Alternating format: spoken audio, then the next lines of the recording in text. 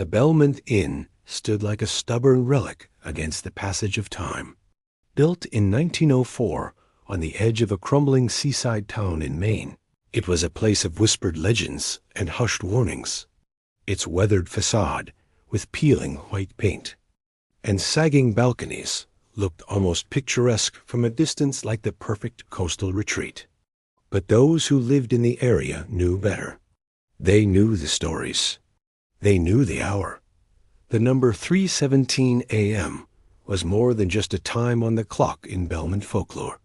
It was a marker, a threshold between the world of the living and something else, something that did not follow the rules of time or mercy. For decades, guests who checked into certain rooms, or even lingered too long in the halls after midnight, reported strange phenomena. Watches stopping, wall clocks freezing, lights flickering before plunging the hallways into darkness. Some claimed to hear footsteps pacing just beyond their door, slow and deliberate, as though the walker was counting each second to reach that fated time. Most guests left with little more than an unsettling memory and a story to tell at dinner parties. But not all of them left. The most infamous incident occurred in 1982, a night that would forever stain the hotel's history.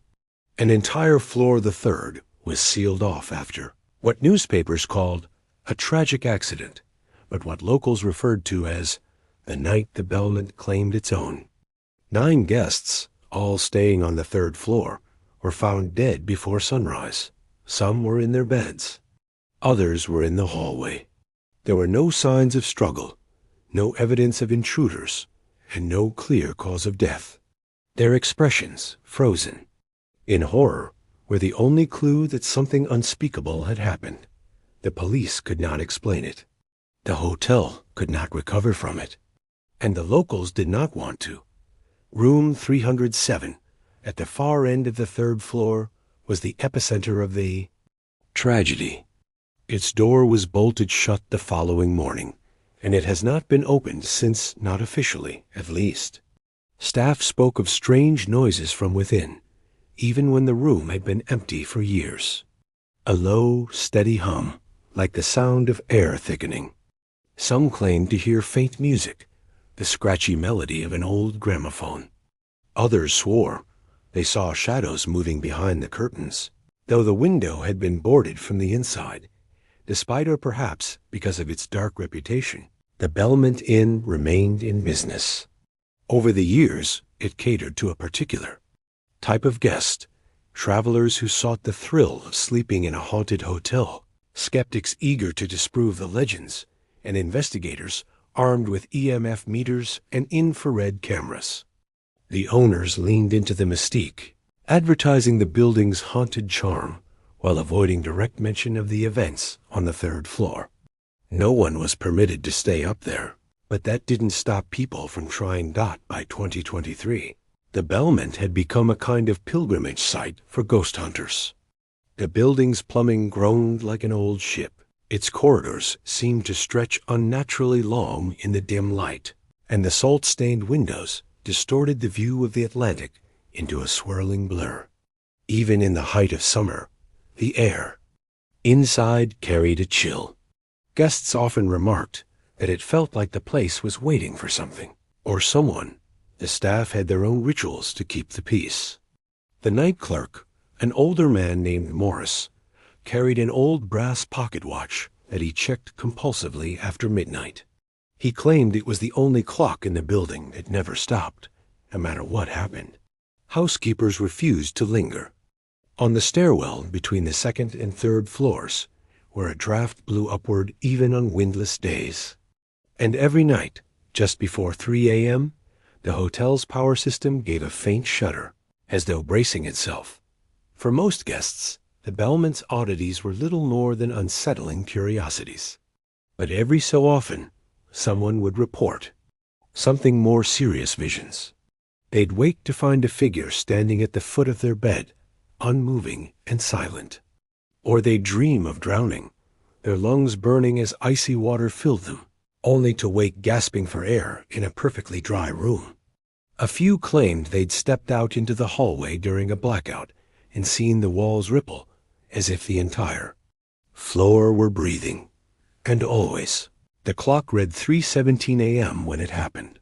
One such report came from a guest named Claire Donovan, who stayed at the Bellmont in late September. She was traveling alone, having booked the inn for a week to work on her photography portfolio. On her third night, she awoke to find her digital camera lying on the floor, though she was sure she'd left it zipped in her bag. The lens was shattered. When she checked the memory card, she found that it was full hundreds of photos she didn't remember taking.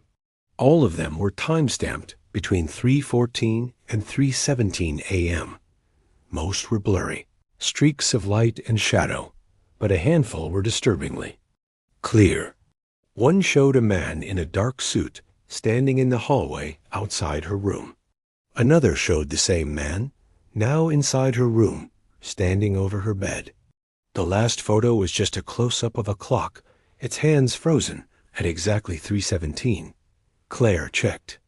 Out the next morning without explanation. The Bellmont Inn's guestbook is full of entries like hers.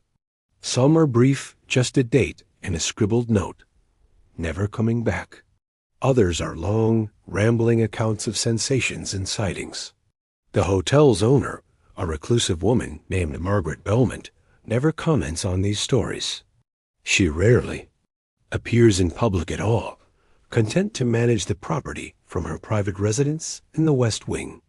She has turned down every request to investigate room 307, even from well-known paranormal research groups. To this day, no one knows exactly what happened on that cold winter night in 1982. The official cause of death for the 9 victims remains undetermined. The coroner's report notes no external injuries, no toxins in their systems, no signs of suffocation. Only the facial expressions, eyes wide, mouths frozen mid-scream, hint at the terror of their final moments. The third floor remains sealed, the hallway beyond the landing draped in a faded velvet rope. But the walls are thin, and sometimes guests swear they can hear faint sounds coming from above them. A thud, a scrape, a muffled voice. And once in a while, if they're awake and listening closely, they'll hear a faint ticking that stops abruptly, not always at 3:17 a.m. The Bellmont Inn waits, and the hour will come again. The Bellmont Inn had always felt like a building caught between two realities, one made of brick, wood, and peeling paint, and another that seemed to bleed through the walls in the small hours of the morning. Locals claimed you could tell the difference by the way the air shifted, like stepping from a sunlit room into a cold stone cellar. Guests described it as a heaviness, the kind that made your thoughts slow down, as though even your mind had to wade through something thick and invisible. For many years, after the 1982 tragedy, this presence was confined to the third floor, sealed away behind its locked doors and velvet rope. But as time passed, it seemed to spread, seeping down stairwells, lingering in corners, curling into the very fabric of the hotel. Those who worked at the Bellmont began to notice that it didn't matter which room you booked. If the building wanted you, it would find you. One of the most unsettling accounts came from a traveling salesman named Richard Hall, who stayed at the inn during a snowstorm in the winter of 1996. He was given room 204, a small space with a view of the frozen harbor. His first 2 nights were uneventful, though he noted that his alarm clock ran slow, losing exactly 2 minutes each day. On the third night, during the height of the storm, he awoke to find the room in complete darkness. So absolute that even the red numbers on the clock had vanished. It was then that he heard it, a rhythmic tapping, like fingernails on wood, coming from the far corner of the room. He tried to turn on the bedside lamp, but it didn't respond. The tapping grew faster, closer, until it seemed to be right beside his head, and then silence. When the lights finally flickered back to life, the clock read 3:17 a.m. Richard left without breakfast the next morning. The desk clerk found his room key on the counter, but his luggage was gone. Years later, a local fisherman claimed to have seen Richard wandering along the harbor docks that same night, long after he'd supposedly checked out his clothes soaked, his eyes wide and his lips moving as though he was counting. The fisherman never saw him again. The Bellmont seemed to thrive on these fragments of strange encounters, growing bolder with each one. Some guests began arriving not to escape the stories, but to live them. They carried notebooks, tape recorders, even antique wind-up clocks, determined to capture proof of whatever stalked the inn. One of them was a man named Daniel Knox, an amateur historian with a fascination for time anomalies. In 2004, he booked a week at the Bellmont and requested the room directly below 307. On his second night, he set up an array of synchronized clocks, digital, analog, and mechanical alongside a camera set to take a photo every 30 seconds. The experiment was meant to test the legend of the 317 freeze dot at 3:15 a.m. The lights flickered. At 3:16, his camera captured a shadow spreading across the far wall, shapeless at first, then forming into what looked like the silhouette of a man in an old-fashioned suit. By 3:17, every single clock had stopped. The camera captured one final image, a blurred hand reaching toward the lens. Daniel's camera and clocks were found the next morning in the hallway outside his room. The photographs remained intact, but Daniel himself was gone. His bed was made. His suitcase was neatly packed. The front door security footage showed no sign of him leaving Dot by then. Whispers about room 307 had become more than a local superstition. The room's reputation spread through paranormal circles, reaching ghost hunting forums and late-night radio shows. Some insisted that 3:17 a.m. wasn't just a random moment. It was the exact time the 9 guests had died in 1982. Others claimed it went back further, tied to the original construction of the building, when a worker had fallen down the elevator shaft and struck the ground at that precise time, his watch freezing forever at 3:17. Margaret Bellmont, the reclusive owner, refused to confirm or deny any of these theories. Her silence only fueled speculation. Guests began to note that Margaret never appeared in the lobby after midnight, and that she seemed to avoid certain parts of the hotel altogether. The West Wing, where she lived, had its own private staircase and locked door. No one outside the staff had ever seen the inside. One chambermaid, a young woman named Leah, worked at the inn for just 6 months before quitting. In her resignation letter, something the staff whispered about but never showed guests, she wrote of an incident while dusting the stairwell between the 2nd and 3rd floors.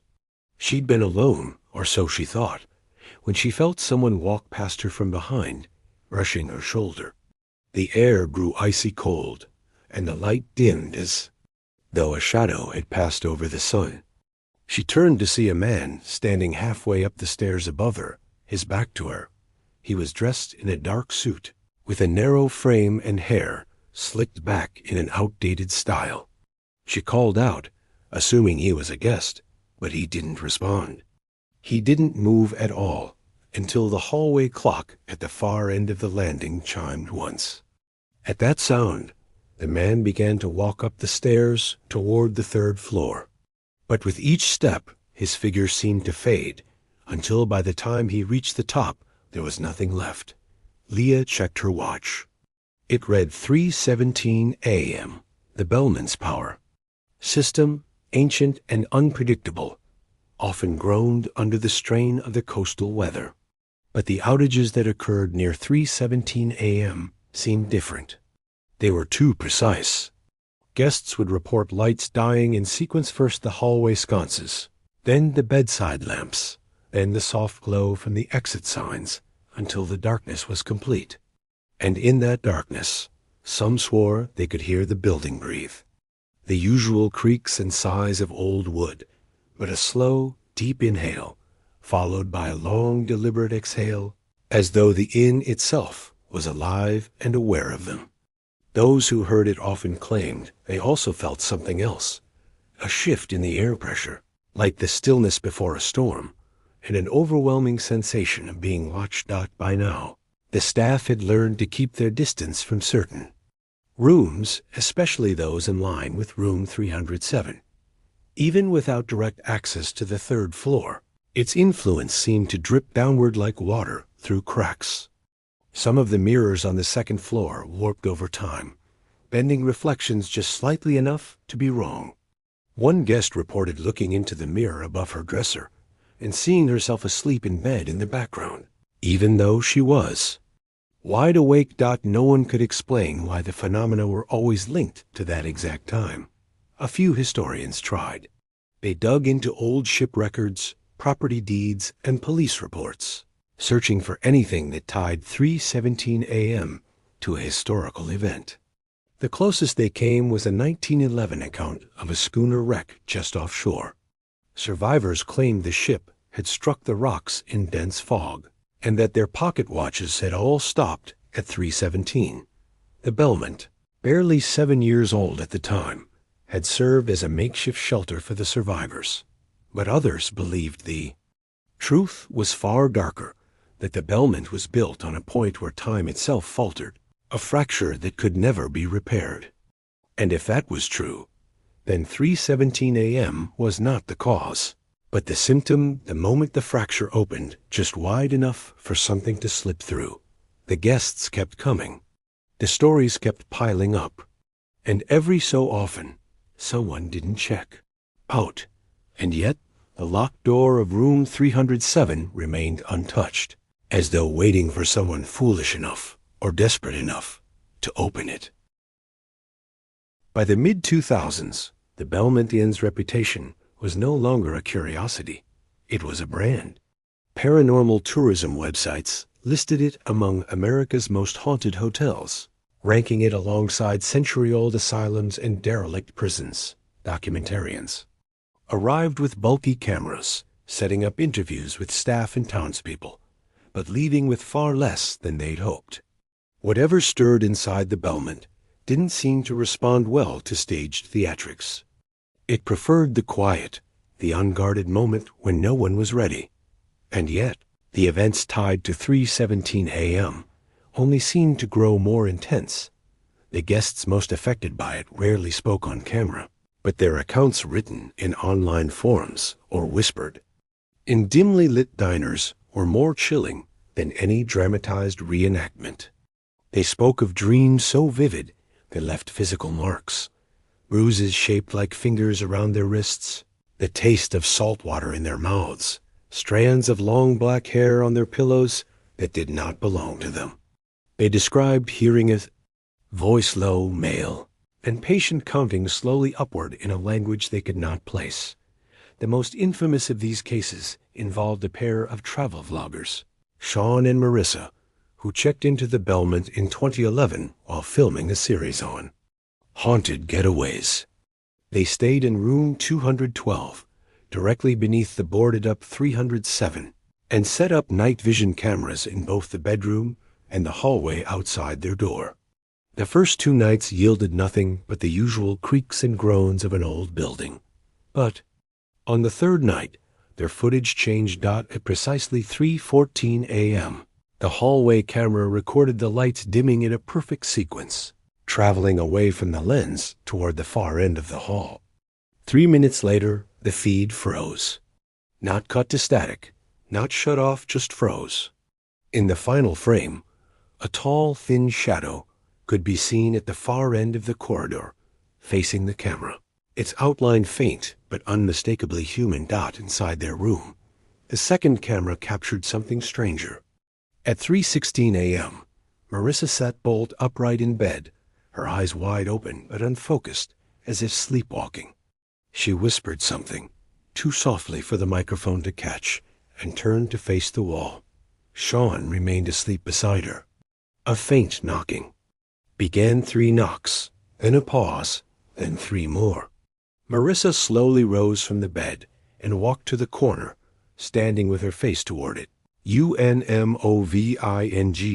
At 3:17 a.m., the lights in the room blinked off for exactly 4 seconds. When they came back, Marissa was gone. Sean woke seconds later, calling out her name, but she did not answer. Hotel staff found her at dawn, sitting cross-legged in the sealed third-floor hallway on the other side of the velvet rope. No one could explain how she had gotten there without triggering the security system. Her hair was damp, her nightclothes clinging to her skin as though she'd been caught in a downpour. She remembered nothing beyond lying down to sleep. The footage, which was never aired on their channel, became a kind of forbidden currency in paranormal circles.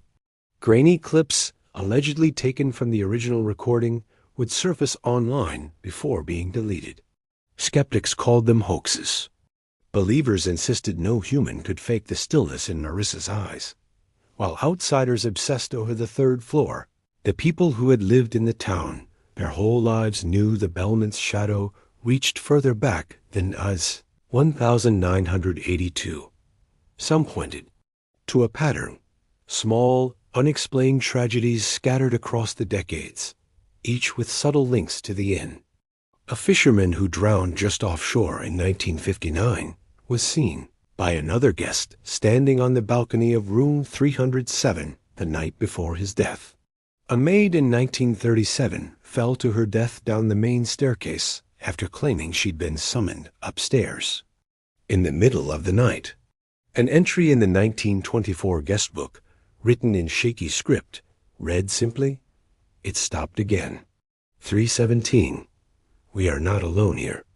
The deeper you dug, the more it seemed the Bellmont had been carrying something with it since its earliest years. One theory that circulated among local historians was tied to the man who had commissioned the building, Thomas W. Bellmont, a wealthy shipping magnate whose fleet transported goods between Maine and Europe. Bellmont was known for his obsession with timekeeping. He collected rare clocks from around the world and insisted his ship's officers synchronize their watches daily. His fixation, some said, bordered on mania. In 1903, the year before the inn opened, Bellmont's flagship, the Aurelia, sank in a sudden storm while returning from Lisbon. Every crew member was lost. When divers later recovered the captain's cabin, they found his ship's chronometer still intact. Its hands were stopped at 3:17. According to the story, Bellmont had the chronometer mounted in the lobby of his new inn as a kind of morbid tribute. It vanished sometime in the 1920s, but many claimed that the blackouts and clock stoppages began after it disappeared. Whether the object itself was cursed or merely symbolic, no one could say. But the idea persisted that the hotel's strange relationship with time was not a random haunting, but a legacy. As the years passed, the sealed third floor became more than just a physical barrier. It was a mental one. Staff refused to discuss it openly, and even the most daring guests found their curiosity weakening as they approached the velvet rope. Some swore they heard faint breathing from the other side. Others said it was music, though the tune was unfamiliar and unsettling. One winter, a power outage struck the town during a blizzard, leaving the Bellmont without electricity for nearly 12 hours. The generator failed at 2:58 a.m. Guests huddled together in the lobby, wrapped in blankets, waiting for morning. The silence in the building was total, broken only by the occasional groan of the storm outside. Then, faintly at first, they heard a ticking sound, like a single clock somewhere above them. It grew louder, sharper, until it filled the space like a metronome in their skulls. It stopped abruptly. A guest's wristwatch illuminated in the darkness, 3:17 a.m. The next morning, when the storm had passed, the night clerk found footprints in the snow on the roof outside room 307. Bare footprints. They led from the window to the edge of the roof and stopped. There were no prints in the snow below. From that night forward, the Bellmont seemed to carry a heightened charge. More guests began waking at the same time, reporting the same freezing air, the same sense of someone standing just beyond their vision. Some stayed, drawn in by the promise of experiencing the phenomenon themselves. Others fled before their reservation ended, leaving belongings behind. By 2018, the Bellmont was as much a pilgrimage site as it was a hotel. Bloggers, amateur sleuths, and ghost hunters booked rooms months in advance. The owners, for reasons no one fully understood, allowed the legend to flourish without offering explanations or denials. Room 307 remained sealed, its lock rusted but unbroken, and yet, among the staff, there was a quiet certainty. The room would not stay sealed forever. Something was waiting, and the hour 317 would come for someone again. By the autumn of 2019, the Bellmont Inn was riding a strange wave of popularity. Its online reviews were polar opposites, glowing praise from thrill-seekers and paranormal enthusiasts, bitter warnings from those who swore the place had nearly destroyed them. It was the kind of split that only deepened its appeal. Travel magazines ran features titled, "A Night in America's Most Mysterious Hotel," complete with atmospheric photographs of its peeling banisters and long, dim corridors. And yet, behind the scenes, the inn staff moved with quiet dread, as though living inside a trap they could not leave. To the casual visitor, the Bellmont looked tired but charming, its wide verandas overlooking the gray Atlantic, its lobby filled with mismatched antique furniture and the faint scent of wood polish. But to those who spent the night, something about the building felt slightly off, as though the angles didn't quite align, or the hallways shifted subtly when no one was looking. Room 307 was the epicenter of that unease. Though the door had been bolted for nearly 4 decades, guests often found themselves staring at it without meaning to, caught by a pull they couldn't explain. Some reported hearing muffled thuds from within, like heavy objects being dragged across the floor. Others heard the faint scrape of a chair moving. But the most unnerving accounts came from those who stayed in the rooms directly across from it. They swore that, late at night, the doorknob would rattle as if someone were trying to open it from the inside. The inn's owners had long since stopped answering questions about the 3rd floor. Even the cleaning staff avoided it, dusting only the landing at the top of the stairs before quickly retreating. But in late October of that year, a new hire broke that unspoken rule. Her name was Emily Walsh, a college student working weekends to help pay for her studies. On her second shift, she was tasked with delivering extra towels to a guest on the 2nd floor. The elevator was slow, so she took the stairs. Halfway up, she felt a sudden drop in temperature. Her breath clouded in the air, and her hands prickled with gooseflesh. When she reached the 2nd floor landing, she noticed the velvet rope at the bottom of the stairs leading to the 3rd floor was unhooked. She hesitated, glancing over her shoulder to make sure no one was watching, then climbed. The air grew heavier with each step, and by the time she reached the top, her ears were ringing with a faint, steady hum like an old refrigerator motor deep inside the walls. The hallway beyond the rope was dim, lit only by a single bulb that swung slightly as if disturbed by a breeze. The door to room 307 stood at the far end. Emily noticed something strange about it. Though the paint on the surrounding walls was chipped and flaking, the door itself looked freshly varnished, its brass numbers polished to a dull gleam. She stepped forward, compelled by a curiosity she couldn't quite control. As she neared the door, the hum in her ears grew louder, vibrating in her teeth. She reached out, pressing her fingertips to the doorknob. It was cold, so cold it burned. That's when the ticking started. It came from behind the door, sharp and steady, like the second hand of a clock. The sound was impossibly loud, filling her head until she could barely think. Then, without warning, it stopped. Emily pulled her hand back as though she'd been shocked.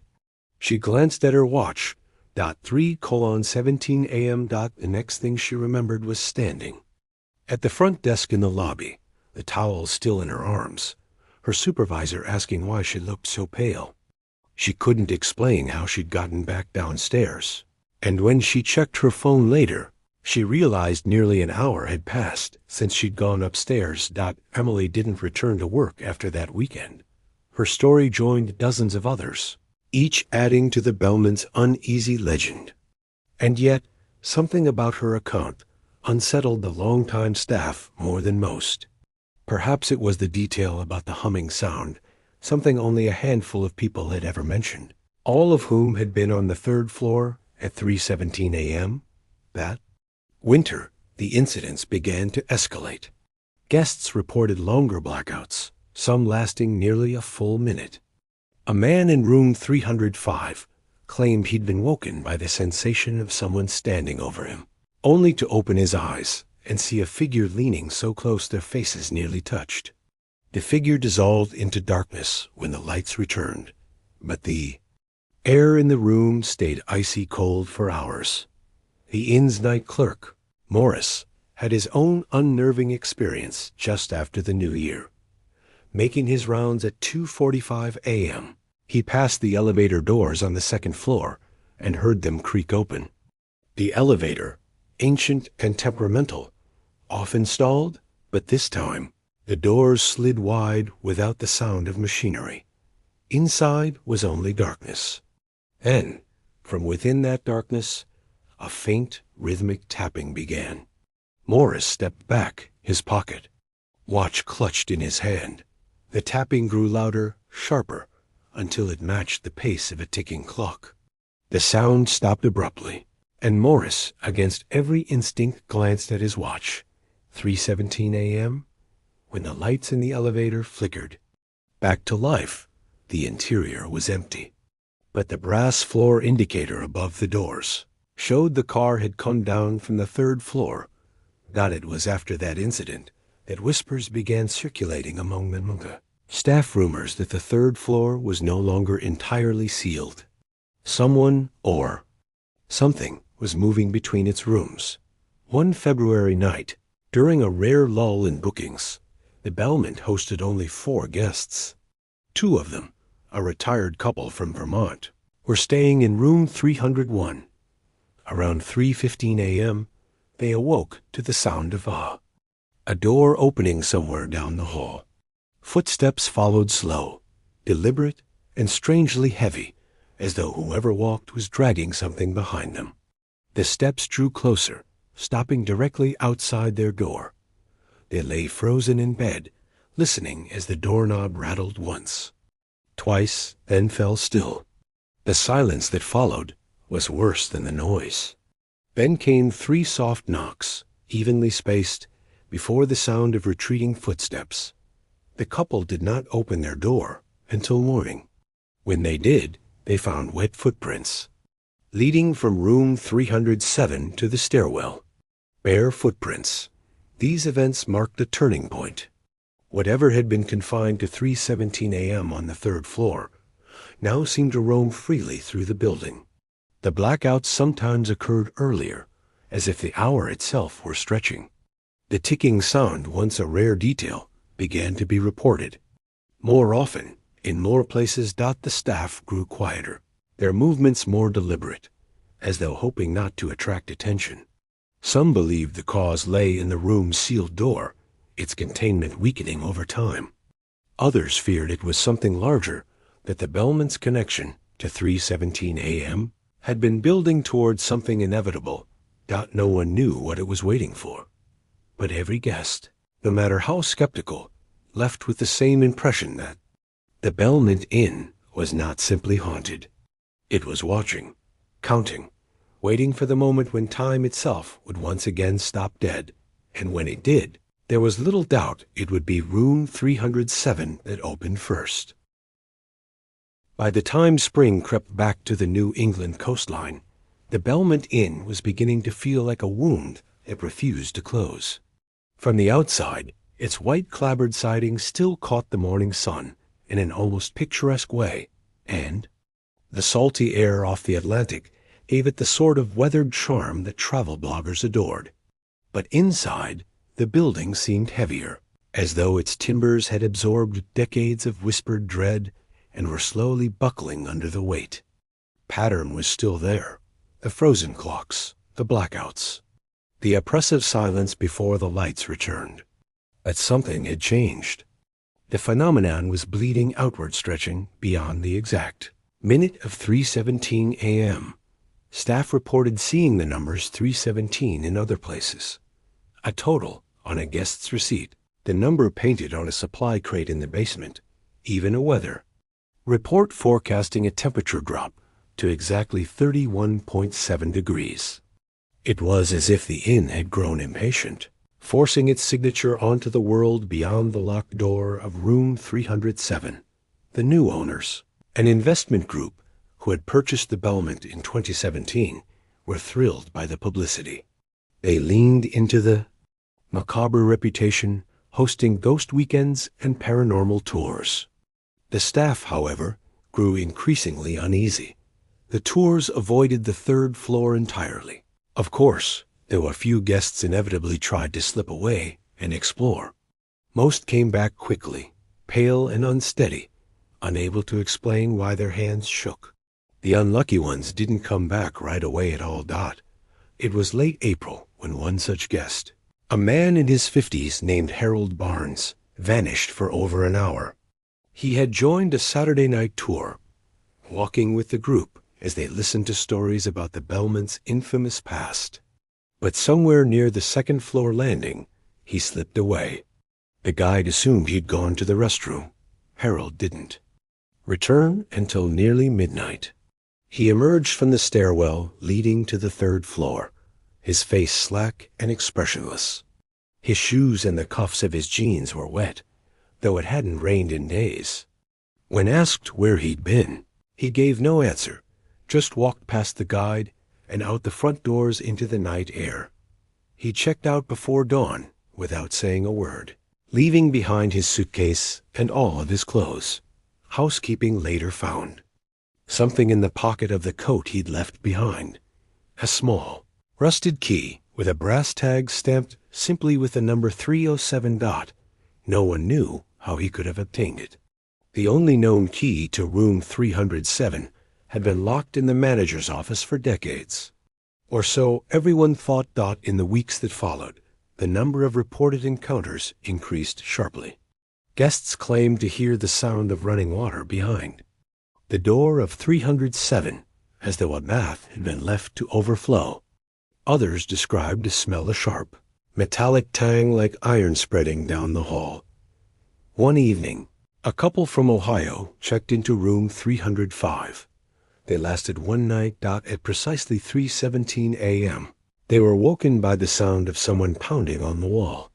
That separated their room from 307. The blows came in slow, steady intervals, like a heartbeat amplified through plaster. Then the lights went out.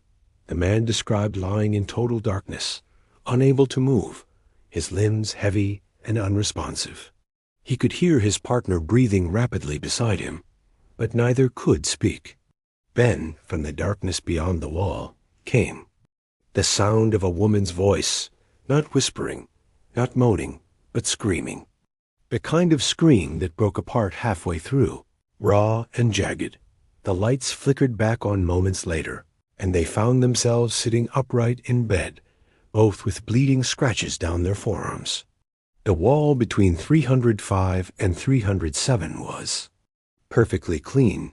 They left before sunrise, abandoning the remainder of their 3-night reservation. By May, the inn's night clerk Morris had stopped making rounds entirely. He stayed behind the desk with a thermos of coffee, eyes flicking constantly to the lobby's grandfather clock. He'd been there long enough to see the pattern emerge, how the air would change before an incident, how the silence would grow, until it felt like a weight pressing down on his shoulders. And then, one Thursday morning, he saw something he'd never forget. It was 3:16 a.m., and Morris was staring at the second hand of the clock as it crawled toward the top. The lobby was silent. Then the air in front of him shimmered. just slightly, like heat over asphalt. He blinked, and the shimmering shape seemed to gather itself into a darker silhouette. It stood motionless in the center of the lobby, facing the stairwell to the upper floors. The air around it seemed to pulse, and for a moment, Morris thought he heard a faint ticking growing louder. The second hand of the clock froze just before it reached 12. The figure turned its head toward him. There were no eyes, only two hollow, dark sockets, but Morris felt the weight of its gaze all the same. He wanted to move, to speak, but the ticking filled his head until his thoughts scattered like leaves in the wind. When the clock's second hand jumped forward again, the figure was gone. It was 3:18 a.m. Morris didn't tell anyone what he'd seen, but he began locking the lobby doors before midnight. No matter what the hotel's official policy said, the rumors among the staff shifted again. Now the question wasn't whether room 307 would open. It was whether something inside had already left it. The first confirmed death since the 1982 tragedy came in June. A traveling salesman named Victor Hall was found dead in room 309. There was no sign of forced entry, no evidence of foul play. He had simply stopped breathing. But the look on his face froze the coroner. Eyes wide, mouth open in a silent scream, as though he'd died in the middle of some horrific realization. His watch had stopped at exactly 3:17 a.m. The owners tried to suppress the story, offering the man's family a settlement. But word leaked out online, and soon the Bellmont's haunted reputation became something darker, less a playful thrill and more a genuine warning. And yet, people kept coming. Some wanted to witness the phenomena for themselves. Others claimed they didn't believe in such nonsense. But a smaller, stranger group began to appear, visitors who arrived alone, carrying no luggage, who booked the cheapest available room for a single night. They always requested a room on the third floor, and they never checked out at the front desk. Housekeeping would find the rooms empty in the morning, the beds unslept in. The only sign of their presence was a single wet footprint on the hallway carpet, always leading toward 307. By midsummer, the Bellmont Inn no longer needed to court attention. Whatever had taken root inside was spreading its influence without human help. The blackouts grew longer. Guests lost hours of time without realizing it. And every report, every chilling account, seemed to orbit that same frozen moment, 3:17 a.m., and yet no one, not the staff, not the owners, not the self-proclaimed paranormal experts, could answer the one question that now hung over the inn like a blade. If the door to room 307 opened again, what would come out? By late August, the Bellmont Inn had stopped pretending it was a normal hotel. The lobby brochures still displayed photos of white linens and ocean sunsets, but the guests no longer came for that. They came for the same reason: people slow down. At car crashes, they wanted to see something terrible, if only from a safe distance. The problem was, there was no safe distance anymore. The third floor had been officially closed since the death of Victor Hall in June, but the building didn't seem to recognize barriers the way humans did. Housekeeping staff reported finding DAMP patches on second-floor carpets directly below. Room 307. Ice formed on interior windows even on hot summer afternoons. Sometimes, when standing near the stairwell, you could hear a faint splash, as though someone had stepped into water just a few feet above you. Morris, the night clerk, had developed the habit of leaving the lobby clock 5 minutes fast. He claimed it was for efficiency, but the truth was simpler. He couldn't bear to watch it tick toward 3:17 anymore. And yet, that small deception did nothing to prevent the moment from coming. One night in early September, Morris was alone in the lobby when the lights dimmed. It wasn't a blackout, not at first, more like the building was inhaling, pulling every watt of electricity into itself. The air chilled. He glanced at the clock and froze. It was 3:17, even on his fast clock. He swore later that the lobby smelled like low tide, brackish, and foul. Then came the sound not from the lobby, but from somewhere deep in the building. It was rhythmic, wet, and heavy, like something being dragged across a soaked carpet, and it was coming closer. Morris gripped the desk until the wood creaked. The dragging sound moved toward the stairwell, but before it reached the bottom, the light snapped back to full brightness. The clock read 3:18. The air cleared, and the sound stopped as if it had never been there. The next morning, a guest in room 210 complained about wet footprints outside her door. Housekeeping confirmed they started at the stairwell and stopped halfway down the hall, disappearing into nothing. The prints were bare, human-shaped, and larger than any man's foot. The owners dismissed it as part of the Bellmont's charm. The staff knew better. 2 weeks later, the inn got its second confirmed death of the summer. This time, it wasn't even on the property. A couple from Vermont had checked into room 104, far from the third floor. They spent the night without incident and left at dawn for the long drive home. Around 9 a.m., their car veered off a coastal highway and struck a utility pole. Both were killed instantly. The police found no evidence of brake failure, no alcohol, no skid marks, just a car that had inexplicably left the road on a clear, dry morning. The coroner's report noted something unusual. Both of their watches had stopped at 3:17 a.m., though they'd been several hours from the Bellmont by then. News of the accident spread among the staff like wildfire. Some wondered aloud if the inn had somehow marked the couple. Others said nothing, but began making quiet plans to leave their jobs before winter set in. Not everyone was deterred. The Bellmont began attracting a new type of guest people who spoke in hushed tones about thin places and spiritual thresholds. They didn't care about clean sheets or working heat. They wanted proximity to the phenomenon, as though being near, it might grant them some hidden knowledge. One of these visitors was a woman named Serena Vale. She checked in under her real name, but everything else about her was vague. No luggage except for a backpack. No ID beyond her driver's license. No explanation for why she'd paid for a week's stay in Cashdot. Serena spent most of her time wandering the second floor, sketchbook in hand.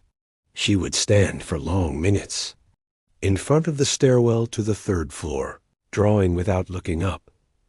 Morris caught a glimpse of her sketches one night when she left the book on a lobby chair.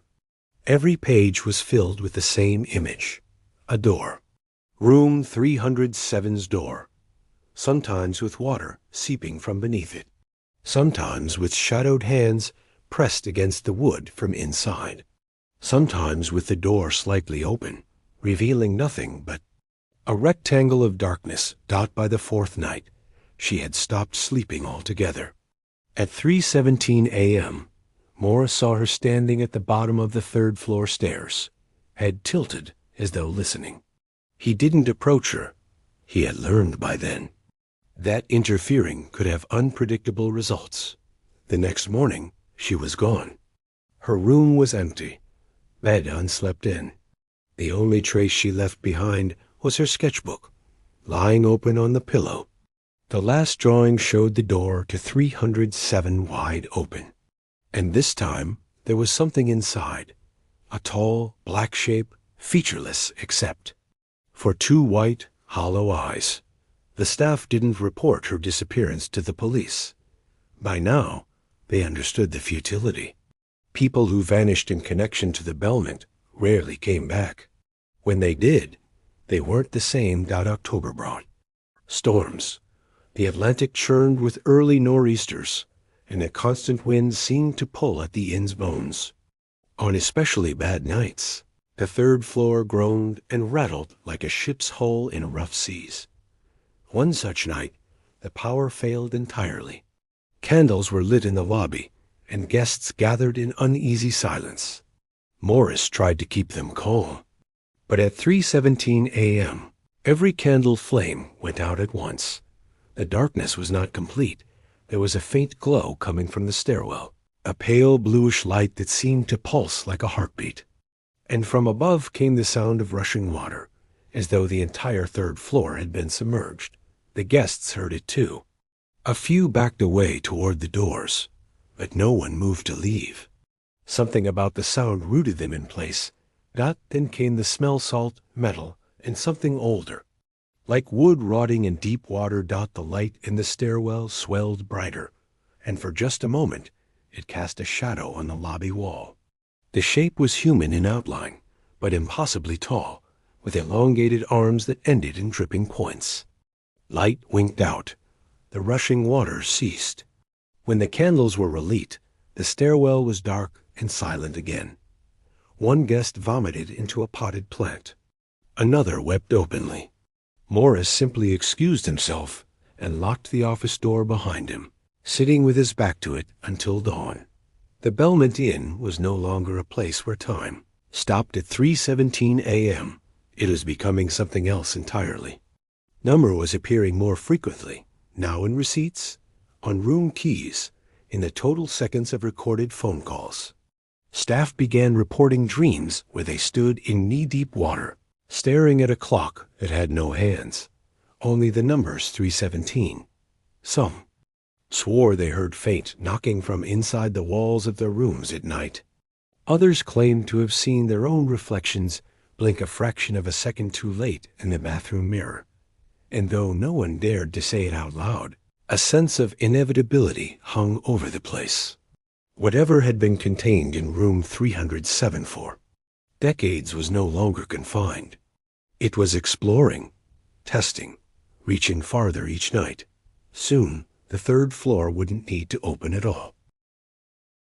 By November, the air around the Bellmont Inn felt heavier, thicker, as though the building itself had begun breathing slower, deeper. Guests noticed it when they first stepped inside. Their shoulders tensed. Their ears rang faintly. The front. Desk staff blamed old pipes or changes in humidity, but even they had stopped believing those explanations. The inn had developed a rhythm. By day, it appeared almost normal. Chambermaids moved briskly through hallways. Sunlight slanted across the lobby carpet, and guests came and went with coffee cups in hand. But as night fell, the atmosphere changed. Footsteps echoed longer in. The corridors. Corners seemed darker than they should be. And at 3:17 a.m., whether you were on the property or not, the building asserted itself. That autumn, a small paranormal research group checked in for a 2-week stay. They called themselves the Threshold Collective, and though their equipment looked impressive infrared cameras, electromagnetic meters, sound recorders, the staff knew nothing in their arsenal could prepare them for the Bellmont. Group set up most of their devices on the second floor, pointing them toward the sealed stairwell to the third. Their plan was simple: monitor for temperature drops, unusual sound patterns, and light anomalies. They also carried small GPS trackers, insisting that geolocation distortion was a common feature of places like this. For the first few nights, they captured nothing remarkable. Static hissed through their recorders. Their cameras caught occasional orbs, easily explained away as dust motes. Their temperature gauges fluctuated, but only by a few degrees. It was on the 6th night that things shifted. One of the members, Grum, was reviewing footage in the lobby at 2:55 a.m. when his monitor flickered. The hallway feed from the second floor blurred and resolved into an image that wasn't possible. The sealed stairwell door stood wide open, water trickling down each step. The walls on either side were slick, blackened, and pulsing as though alive. Graham swore under his breath and leaned closer. On the screen, something moved at the top of the stairs. At first, it seemed like a shadow, but then it bent in ways no shadow could. It stretched its head forward, impossibly far, as though sniffing the air. The screen distorted into static. When the image returned, the door was shut again. But in the same instant, every clock in the building froze at 3:17. The following morning, the Threshold Collective reported their GPS trackers had recorded a bizarre anomaly. At exactly 3:17, each device had pinged its location from somewhere inside the Atlantic Ocean, nearly a mile offshore. The pings lasted for 47 seconds before snapping back to the hotel's coordinates. They tried to laugh it off. But two of their members left that afternoon without offering a reason. The ones who remained, Graham and a woman named Tessa, seemed almost exhilarated by the danger. They moved their equipment closer to the stairwell, ignoring Morris's warning. Not to provoke whatever was upstairs, Dot. It was the last warning they would get. The next night, at precisely 3:17, the fire alarms blared. Red strobes lit the halls, casting everything in pulsing bloodlight. Guests staggered from their rooms, covering their ears. The alarms weren't the worst of it. Water began seeping under the second-floor walls, cold and reeking of brine. It spread too fast to be a plumbing issue within seconds. The carpet squelched underfoot. Tessa was last seen kneeling beside the stairwell door, pressing her ear to it as though listening for a whisper. Graham was behind her, filming. The door. Handle turned. Witnesses disagreed on what happened next. Some claimed the door burst open, knocking Tessa backward into the water. Others insisted it simply vanished, revealing an open stairwell that smelled of deep rot. What everyone agreed on was this. Something came down those stairs, Dot. It was tall, bent at the middle, with limbs that dragged through the water, leaving long ripples. Its head was smooth and featureless, except for a faint glow where eyes might have been. The alarms died. The strobes stopped. And in the suffocating silence, the figure stepped onto the second floor. Guests fled down the main stairwell, splashing through water that now reached their knees. Morris ushered as many as he could into the lobby, shoving them toward the exit. Outside, the cold night air hit like a slap. When they looked back, the lobby was dark. The windows reflected nothing but the guests themselves, pale and dripping. Police arrived 20 minutes later. They found no water on the floors, no sign of forced entry to the stairwell, and no trace of Tessa or Graham.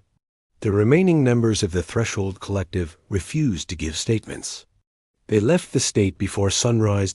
In the days that followed, the Bellmont grew quieter. Fewer guests checked in. Those who did rarely stayed the night. The inn's owner, a man named Henry Whitcomb, was seen more often now pacing the halls, muttering under his breath about contracts and inheritance obligations. Staff began noticing odd behaviors in Henry. He lingered near mirrors, staring at his reflection for minutes at a time without blinking. He was overheard speaking to empty rooms, pausing as though waiting for a reply. He had always been pale, but now his skin had a faint gray cast, as if he spent too long in damp cellars. One night, Morris walked past Henry's office and saw him seated at his desk, head bent over a ledger. The ledger's pages were blank, except for the numbers 317, written over and over in neat, tight rows. By late November, storms battered the coast daily. The Bellmont's old timbers groaned under the strain, and the sea seemed to hurl itself against the shore with increasing violence.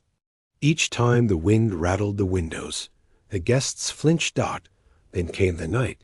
No one could explain. At exactly 3:17 a.m., every reflective surface in the building mirrors, glass frames, even the polished lobby floor went dark. They didn't just fail to reflect. They absorbed light, black and depthless like standing pools of ink.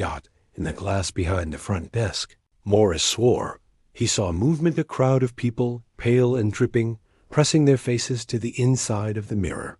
Their mouths opened and closed in silent screams. The blackness lasted 43 seconds.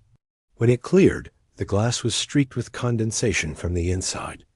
The incident left the staff shaken, but Henry seemed invigorated. The next day, he unlocked the door to the third-floor stairwell for the first time in decades. He didn't explain why. He didn't even tell the staff. He simply left it open. By evening, the temperature on the second floor had dropped 20 degrees. Guests complained of headaches and nausea. The smell of salt water grew stronger.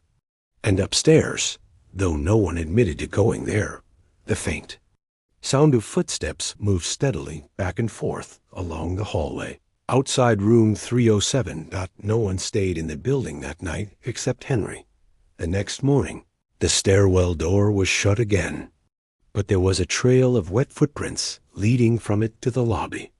The prints stopped behind the front desk, right where Henry usually stood. Henry himself was nowhere to be found, and yet that night, at exactly 3:17, Morris swore he saw him standing at the top of the sealed stairs, half submerged in water that no one else could see. For the first time in years, the Bellmont Inn stood without an owner. Henry Whitcomb's disappearance was never formally reported, not by the staff, not by the guests who had seen him last. Morris claimed it was best to leave it alone.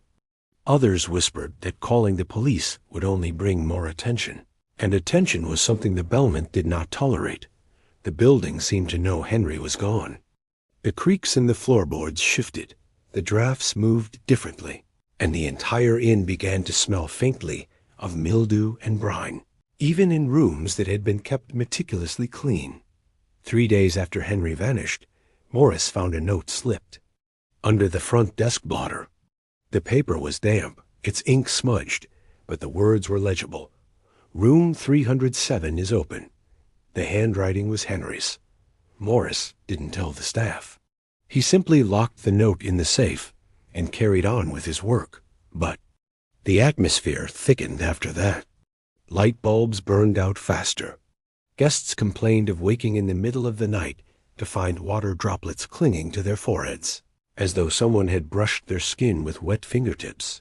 And every night, without fail, the building stopped breathing at 3:17 a.m.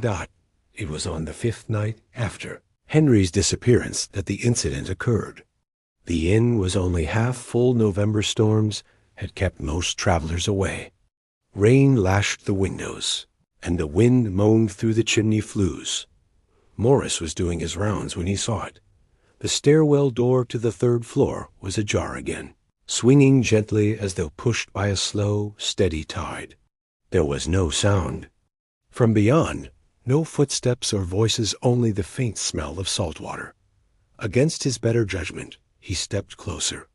The carpet under his shoes was damp. He could see the warped edges of the wooden stairs, glistening as though freshly varnished. Halfway up, he froze. The temperature dropped so sharply that his breath fogged in front of him. And then he heard a faint sloshing sound. Coming from above. He turned to retreat, but the stairwell behind him was gone. In its place stretched a narrow corridor of wet, blackened walls, leading not back to the lobby, but deeper into darkness. The carpet under his feet was replaced by wooden planks slick with algae. He could smell the ocean strongly now, as if he stood at the bottom of a pier after high tide. Somewhere ahead, water lapped against something solid. A light flickered at the far end of the corridor. Morris, too terrified to call out, moved toward it. The walls seemed to breathe, swelling slightly with each step, and the air felt heavier with every breath he took. When he reached the end, he realized the flicker wasn't from a light bulb. It was moonlight, filtering down through a broken ceiling onto a pool of dark water that filled the floor of a small, square room. And in the center of the pool, standing waist-deep, was Henry Whitcomb.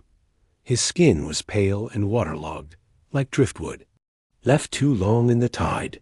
His eyes were open, but they reflected no light, just flat, black surfaces. Around his neck hung an old-fashioned room key, its brass tarnished to a greenish hue. Morris tried to speak, but the moment he opened his mouth, water surged up his throat, choking him. He stumbled backward, coughing violently. When he looked, again, the room was empty. The water was gone, and he was standing in the lobby. It was 3:17 a.m. He never told anyone about what he saw, but the following day he gave his resignation. He packed his belongings, left the keys on the front desk, and walked out into the rain without looking back. With Morris gone, the remaining staff, 2 housekeepers, a night porter, and a part-time cook operated on autopilot. None of them stayed past sundown unless they absolutely had to. Guests were given keys quickly and with minimal conversation. Everyone avoided the second floor after dark, but the Bellmont wasn't done. That winter, a traveling salesman named Randall Price checked in during a lull between storms. He was cheerful, oblivious to the inn's reputation, and booked a full week. The first 2 nights passed without incident. On the third, he asked for a room closer to the second floor, because the view was better. The desk clerk hesitated, but handed him a key to room 305. At 3:17 a.m. that night, Randall woke to the sound of dripping. Not the slow, rhythmic kind that comes from a leaky faucet, but a steady patter, like rain hitting metal. He sat up and realized the sound was coming from the wall behind his headboard. When he leaned closer, the wallpaper was damp. He touched it, and the paper came away under his fingers, revealing a dark, rotted surface beneath. From somewhere inside the wall, a faint voice whispered just one word over and over. Open. Randall pulled back, unnerved. That's when he noticed his bedside clock had stopped. 3:17. The dripping grew louder. He turned toward the door, intending to leave, but the hallway beyond was gone. Instead, water stretched away to darkness, lapping just below the doorframe. Something moved in that water, a pale, elongated hand reaching toward him, fingers too long to be human. Randall screamed.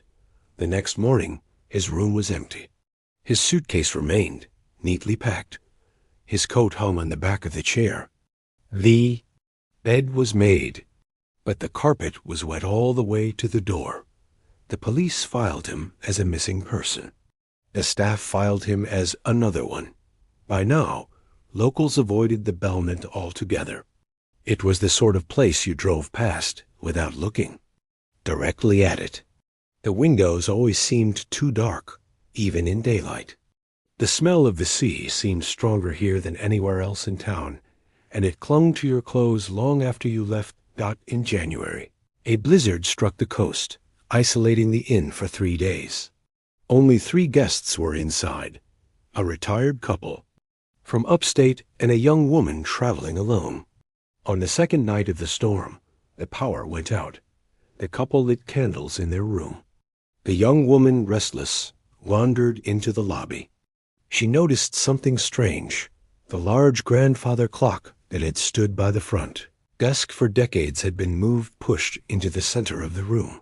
She approached, curious. The face read 3:16. She turned to find the desk empty, the front door sealed by snow. And when she looked back, the clock read 3:17. The chime struck once, deep and resonant. Then water began pouring from the clock face, streaming down the wood, pooling on the floor. From within the water's reflection, shapes began to form, dozens of pale figures, pressing their hands against the inside surface as though it were glass. Their mouths moved, but no sound emerged. One face in the crowd was Henry Whitcomb's. Another was Randall Price's. The woman backed away, but the water followed, seeping toward her feet. She turned to run and found herself on the second floor, standing in front of the sealed stairwell to the third. The door creaked open. The last thing she saw, before the dark rushed in, was a brass key swinging gently from a pale hand in the shadows. Above, when the storm cleared, all 3 guests were gone. The staff, what was left of them, quietly cleaned the rooms, drained the water from the lobby, and never mentioned it again. But from that winter onward, one thing became certain. Room 307 was no longer sealed. By the spring thaw, the Bellmont Inn had developed a new habit, one that no one could explain, and no one dared to confront. Guests who stayed on the second floor began to report hearing footsteps directly above their rooms during the night. Not the slow, dragging sounds of an old building settling, but sharp, deliberate steps that moved with purpose. The problem was simple. There was nothing above the second floor except the sealed-off stairwell and the abandoned third floor. At least there was supposed to be.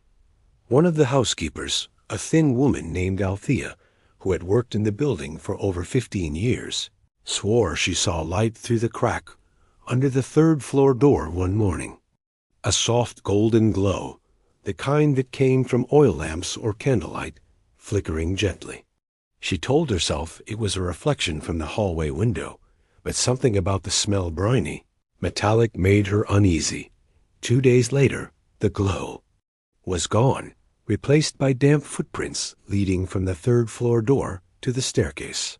They trailed water all the way down to the lobby before vanishing abruptly at the front desk. The night porter, Ian, began locking himself in the small office. After midnight, he didn't like the lobby anymore. He said the shadows there moved differently now, shifting against the grain of the candlelight like living things. By April, a rumor was spreading quietly among the staff. Room 307 wasn't just open. It was inviting. That's how the travel blogger ended up there. Her name was Lana Morse, and she had made a modest name for herself visiting haunted locations across the country. She arrived on a rainy Thursday evening, bright-eyed and brimming with confidence. A desk clerk tried to place her in room 212, but Lana insisted she wanted the haunted one. When the clerk refused, Lana smiled knowingly and took room 308 instead. That night, at precisely 3:17 a.m., she woke to the sound of her door unlocking. The click was unmistakable. Her heart quickened, but she told herself it was part of the experience, exactly what she had come for. She reached for her phone to record, but it wasn't on the nightstand. Instead, it was sitting on the desk across the room, screen glowing faintly. She got up to retrieve it, and that's when she saw the figure in the corner. It wasn't moving, but it wasn't still either. Its edges seemed to blur, like it was submerged in water. In its hand, it held a brass key that caught the dim light in brief, glinting flashes. Lana blinked, and the figure was gone. In its place was an open door leading to the hallway. The carpet outside was wet, saturated in spots, like it had been rained on. She stepped into the corridor, her bare feet sinking slightly into the sodden fabric. At the far end, where the hallway should have ended at the stairwell, there was a new doorway, one she had never seen before. It was slightly ajar, and through the gap she could see a soft golden light flickering. She didn't hesitate. Her footage, recovered later from her phone, showed the view from the doorway. A dim, wood-paneled hall with warped wallpaper and heavy brass sconces. The air seemed thick, carrying the faint sound of lapping water. She stepped inside. The door closed behind her. The video cut to static. In the morning, her room was empty. Her luggage remained, her shoes neatly by the bed. The only thing missing was her phone. It turned up 2 weeks later, floating in a tide pool 10 miles down the coast. The disappearance drew attention more than the Bellmont was used to. Reporters came. Amateur investigators arrived with cameras and EMF readers. Most left within a day. Those who stayed longer reported bizarre phenomena: watches stopping, static bursts in recordings, faint reflections of faces that weren't present. The inn's owner, a reclusive figure known only as Miss Garrick, issued a brief statement claiming the reports were fabrications and local legend exaggerated for tourism. But she did not allow police to search the third floor. The sheriff's department didn't push. In May, a pair of grad students in folklore studies checked in. under the pretense of researching coastal myths. They brought equipment, audio recorders, night vision cameras, motion sensors. On their second night, they set up a camera facing the stairwell to the third floor at 3:17 a.m. The footage showed the door opening slowly. A figure stepped out. It was tall, its proportions slightly wrong, like it had been stretched vertically. The skin was grayish and slick, the clothes hanging in tatters as if they'd been soaked and left to rot. Around its neck dangled a cluster of brass keys, each corroded with green patina. It paused in the hallway, turning its head toward the camera. Then it reached up and plucked the bulb from the ceiling, plunging the feed into darkness. When the students reviewed the footage the next day, they found water damage on the lens and a faint smell of seaweed on the camera body. They checked out immediately. The Bellmont's occupancy plummeted. Even storm-driven travelers began choosing to sleep in their cars rather than under its roof. The staff, reduced to just 2 people, stopped cleaning the second floor entirely. And yet, no one boarded the place up, no one sold it. No one tore it down. Locals said it was because the Bellmont couldn't be gotten rid of, that the land itself was wrong, that the building had been a lighthouse before it was an inn, and before that, something older still. By summer, the ocean smell was so strong that people swore they could hear waves crashing in the lobby, even on windless days. The clocks, every one of them, had stopped working altogether, except for one, a brass pocket watch, found sitting on the front desk one morning in early July. It was old, water-stained, and covered in a thin film of salt. The time on it was 3:17. By the time July gave way to August, the Bellmont Inn had taken on the look of a place that had been waiting too long for something to happen. The curtains hung limp and gray, no longer moved aside to let in sunlight.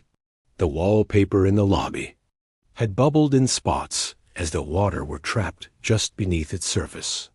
The wooden banisters glistened faintly in certain lights, not with polish, but with a damp sheen, as though the air itself was leaving condensation in its wake. The smell of the sea, once a faint background note, had become a suffocating presence. It wasn't the crisp salt tongue of the open ocean, but the heavy, rotting stench of tide pools left too long in the sunbrackish, stale and clinging. Few people came through the front doors anymore, and those who did didn't stay. The rare check-in would leave before nightfall, muttering about headaches, dizziness, or a sudden urge to be anywhere else. Niscaric. The elusive owner stopped showing up altogether. The only 2 staff members left, Althea, the housekeeper, and Ian, the night porter, carried out their duties with the grim endurance of people serving a sentence. Neither spoke much.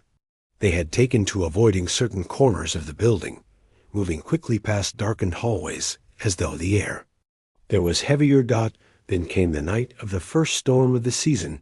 It arrived without warning.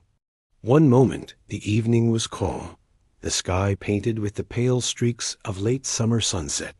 The next, black clouds rolled in from the horizon, swallowing the last light and bringing with them a sudden, biting wind.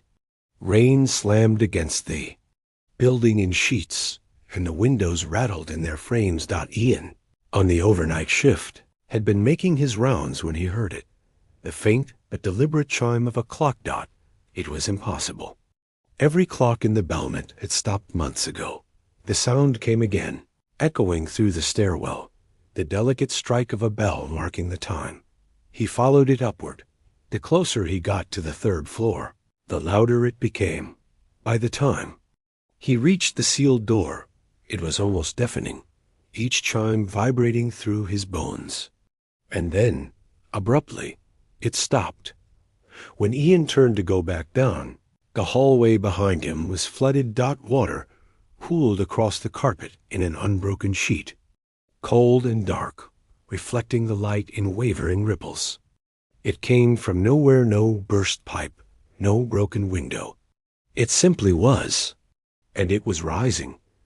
Panicking, Ian waded forward, trying to reach the stairs, but each step seemed heavier than the last. The water clung to him, pulling with a force that was more than physical. It was as if something beneath the surface had hooked itself into him, reeling him in. In the corner of his vision, he saw movement, a pale, elongated shape gliding just beneath the surface. Its form was indistinct, but its eyes, black and fixed, were unmistakable. Ian ran. When he reached the lobby, the water was gone. The carpet was dry. His clothes were dry. His breath came in sharp, ragged bursts, but there was no evidence that anything had happened at all. Except for the wet footprints that led from the stairwell to the front desk. The next morning, Althea found something new waiting there, the brass pocket watch. She recognized it immediately, though she had never touched it before. It had been described in the gossip, in the murmured half-stories that spread through town after Lana Morse's disappearance. The time on it was 3:17. She didn't tell Ian about it. She didn't tell anyone. She took it home with her that night, meaning to throw it into the ocean on her way, but she never made it home. According to the police report, her car was found abandoned on the coastal road just 2 miles from the inn. The driver's side door was open. Her shoes were still inside, neatly placed on the passenger seat. There were no signs of a struggle. The only unusual detail was the water damage inside the vehicle's saltwater pooled in the footwell, and a faint layer of sand clung to the steering wheel. Her body was never found. With Althea gone, Ian was the only person left working in the Bellmont. He thought about quitting, but the thought of leaving seemed almost absurd. Somewhere deep inside, he knew he was already caught in whatever net the building had cast. The storm that had started days earlier didn't end. The rain continued in intermittent bursts, the wind moaning through the gaps in the roofline. Sometimes the lights would flicker and go out entirely, leaving Ian in complete darkness for minutes at a time. And always, there was the feeling of being watched. On the night of August 17th, exactly 1 month after the pocket watch had appeared, Ian decided he couldn't take it anymore. He would leave before morning. But as the clock on his phone ticked over to 3:17 a.m., the lights went out. In the darkness, he heard the slow, steady chime of the unseen bell. When his vision adjusted, he saw that the lobby was no longer the lobby. The walls were warped and waterlogged, the wallpaper peeling away in long, curling strips. The carpet was submerged ankle-deep in cold, black water. And in the center stood the figure. Its clothes hung in tatters, its skin bloated and pale, its hair floating around its head as though it were submerged. In one hand, it held the brass pocket watch. In the other, an old-fashioned room key with the number 307 engraved on it. It extended the key toward him. Ian doesn't remember taking it. He doesn't remember walking up the stairs, or the door to the 3rd floor swinging open. For the first time in over 40 years, he remembers the smell thick, wet, and briny. He remembers the sound of waves crashing somewhere impossibly close. And then, nothing. The next morning, the Bellmont Inn was empty. The front doors were locked from the inside. The keys were gone. Only the watch remained, sitting on the front desk. The time was 3:17. The Bellmont Inn's disappearance from public life was not sudden. It was more like the final stage of a slow, inevitable sinking. For weeks after Ian vanished, no one approached the building except for the occasional drifter or urban explorer, drawn in by whispers of the place where time stops. None of them stayed long enough to see sunrise. Eventually, the town stopped talking about it. A building left to rot is easier to accept than a story you can't explain. The inn became another fixture on the coast, something you passed on the way to somewhere else, something you didn't look at too closely. But the ocean never forgot. In the years since, storms have been different here. On certain nights, when the air is heavy with salt and the moon hides behind thick clouds, The sea seems to push closer to the building than it should, its waves pounding against the seawall with unnatural force. Locals swear they can hear faint bells carried on the wind at 3:17 a.m., a sound too precise to be the work of waves and wind. Those who've dared to stand on the cliffs during such nights tell of a strange shift in the air, as though the world itself is holding its breath. And then, just for a moment, the Bellmont Inn looks different. The sagging roof straightens. The windows glow with warm yellow light. The front doors stand wide open, inviting, as if the building has been restored to the height of its former elegance. From the cliff, you can see guests moving behind the curtain silhouettes of men in suits, women in long evening dresses, couples holding hands. They move in slow, deliberate patterns, like actors in a scene they've performed too. Many times not then, just as suddenly, the lights go dark, and the building returns to its decaying form. For some, the pull of that vision is irresistible.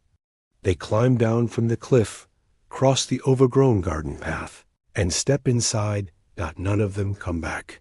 Officially, the inn is condemned now, sealed by rusted chains across the doors. A government notice is dated 1994, but no one can say when it won. It was actually posted. The paper is brittle, the ink faded almost to nothing. Yet the chains never seem to rust all the way through, and the padlock, no matter the salt air, still gleams like new metal. The last documented attempt to break in happened 3 summers ago. 2 amateur filmmakers set up cameras to document their night in the Bellmont, hoping to feed their channel with ghost hunting content. The footage was recovered from a camera found on the front lawn. It begins normally enough. Shaky shots of the lobby, the reception desk, and the empty hallways. The men joke nervously about sleeping in room 307 before realizing the 3rd floor is blocked by a locked door. They spend an hour trying to force it open. The final 30 minutes of the recording are stranger. The men stop speaking entirely, though their breathing grows heavier, faster. The camera lingers on empty hallways for long stretches, as if being held by someone transfixed. At exactly 3:17 a.m., the screen warps, colors bleed into each other, edges blur, and a faint rushing sound fills the audio track. The final clear image before the camera cuts to static is of water pouring down the staircase from the 3rd floor, moving far too quickly for the building's plumbing to be the cause. The men were never found, and yet, every so often, locals report seeing 2 new silhouettes moving among the others in the lit windows on storm nights. The mystery of the Bellmont Inn is not just its hauntings, but its hunger. It doesn't just replay the past, it recruits. Every soul it takes becomes part of the performance, locked in its endless 3:17 a.m. tableau. Room 307 remains the center. No one has described it in detail. Those who reach it never tell their story, but rumors persist. Some say it's not a room at all anymore, but an open expanse of black water stretching in all directions, its surface broken only by the faint, bobbing glow of the brass pocket watch. Others claim it is perfectly preserved, right down to the patterned carpet and heavy drapes, but with the floor soaked through and the windows opening onto an ocean horizon where no ocean should be. Whatever. The truth, the key to room 307, still appears now and then. People find it in their coat pockets, on their knitstands, or sitting innocently on kitchen counters, always with no explanation for how it got there. It is cold to the touch, and it smells faintly of salt. Those who find the key are warned. Throw it away if you can. Burn it if you dare. But no one ever manages to keep it out of their possession for long. It returns, patient and inevitable. The final confirmed sighting of the Bellmont's other self happened just last winter, during a storm that cut power to the entire coastal stretch for nearly a day. A retired fisherman, walking his dog along the cliffs, stopped in his tracks when the building lit up. He swears the music reached him even over the roar of the wind aslow. Old-fashioned waltz carried on the salt air. Through the glass he saw Ian, the last porter, standing at the front desk. The fisherman recognized him from old news clippings. Ian's uniform was immaculate, his posture perfect, but his skin was pale as paper, and his eyes were a clouded gray. He seemed to be waiting for something, or someone not, as the clock struck 3:17. Ian looked directly toward the cliff where the fisherman stood, and smiled. That was enough for the old man to turn and walk away, never looking back. The Bellmont Inn still stands. The chains are still on the doors. The storms still come. And somewhere inside, at this very moment, the pocket watch ticks toward the same minute it always does. The sea is patient. So is the inn.